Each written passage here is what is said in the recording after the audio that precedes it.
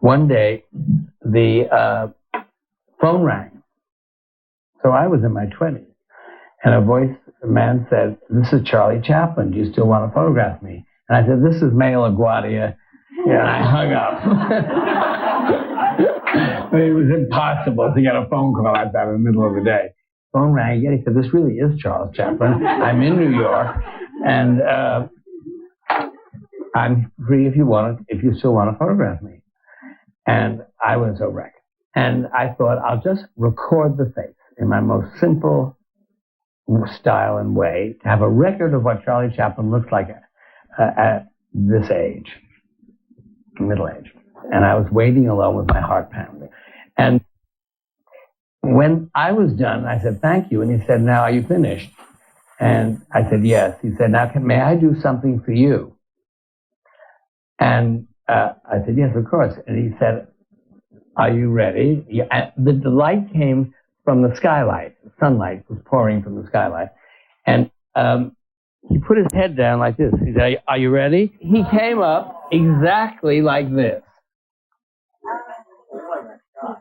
But I mean, I can't take any credit for it, except the light was right, the exposure was right, the reflection on his face was right, and it was a gift, the kind of thing that happens to photographers. My kind of photography is collaborative. I can't do a portrait of you unless you're there, and you can't be photographed unless I'm here, and the result tends to be some combination of our two wills, with me having the upper hand. But a third thing that happens, which is this magical thing about photography, that the two wills come together and the third thing becomes the photograph, which then has a life of its own. I realized that I couldn't deal with my material in words. I never graduated high school. I flunked hygiene. I flunked everything. I was the editor of the school magazine, a sort of star at school, and flunked every single class because of the nature of my concentration was weird. When I'm actually photographing, I become part of what I'm doing. I'm not disturbed at all. When I was in the DMZ, I thought if the Viet Cong came in, which they were right there, I'd say, "Wait a minute, guys, I'm with Vogue." I have a weird way of turning off or on.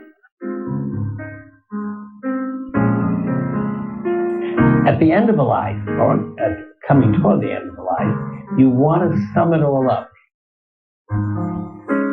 You want to put down what it was all about. And one of the things about photography is a photograph can be a word, it can be a sentence, it can be a paragraph. It cannot be a book. It's limited. The visual arts are limited in the way that a sentence is not.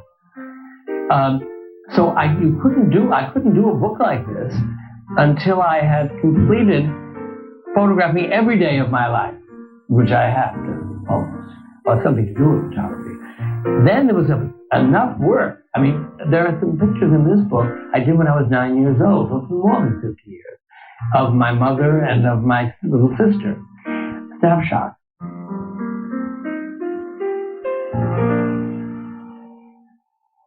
The one who meant the most to me was Jean Renoir, because of rules of the game and because of his life and his father. And I mean, just the thought that I was photographing Jean Renoir already gave such weight to the sitting.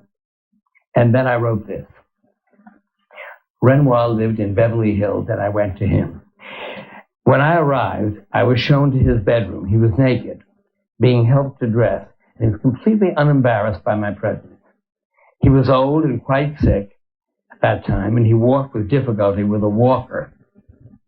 There was something so moving about his face and about his life and his work and what he stood for. He was one of the last people I felt in awe of. When the sitting was over, and those days I worked with incredible intensity. I mean, my heart would pound out of control while I was photographing. Renoir said, "Won't you join us?" I was paralyzed inside, smiling, trying to appear comfortable, thinking, what right do I have to be at this table? I came to do my photograph. I should leave. I'm not a friend of the Renoirs, and this is Sunday. And then Renoir stood up to go to the bathroom, and I used that occasion to say goodbye to everyone. And as I walked to the front door, he came out of his bedroom with his walker, which sort of blocked my way. It was a narrow hall. And we were stuck there in the narrow hall in this confrontation. I couldn't get past. He couldn't get past.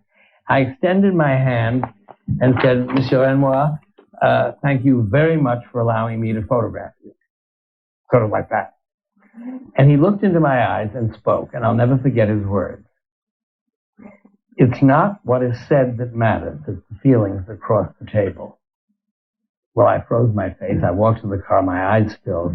Imagine a man in his 80s, sick as he was, knowing what was happening to me at that table and to care and to say it. Well, that's my kind of standard for human behavior. To be able to be that present in each moment, the quality of paying attention that he had, and then the compassion. I think there's not much more to life than that story. To be that age, surrounded by your father's works of art, to have created your own, to live in a house with sunshine falling through the windows, and a wife and a jar of vodka with spirals of lemon rind in it, and friends, and your own son who's become a teacher, and his children sitting with the grown-ups on Sunday, and to still pay that kind of attention to a stranger.